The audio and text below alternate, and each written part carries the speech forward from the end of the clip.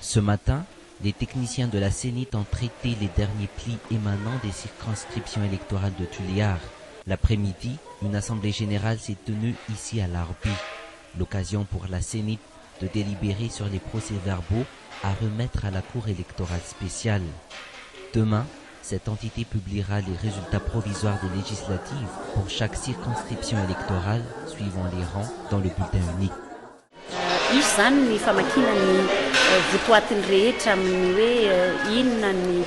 Nous allons procéder à la lecture détaillée des résultats et des procès-verbaux contenant des anomalies et qui ont rendu impossible leur traitement. Chaque commissaire électoral lira les voix obtenues par chaque candidat dans chaque circonscription électorale, mais il revient à la Cour électorale spéciale de définir qui des candidats sortent vainqueurs et obtient les 2 sièges en partant des résultats que nous leur transmettrons.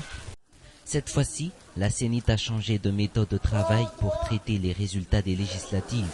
D'un côté, les commissaires électoraux qui valident les procès-verbaux en règle et de l'autre côté, une autre commission s'occupe de la validation cas par cas de certains procès-verbaux comportant certaines anomalies.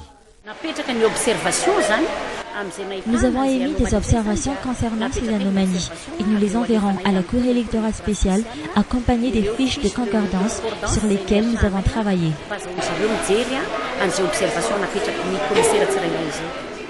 Comme ces résultats seront encore provisoires, il revient à la Cour électorale spéciale de définir le rang de chaque candidat élu lors des législatives de 20 décembre dernier.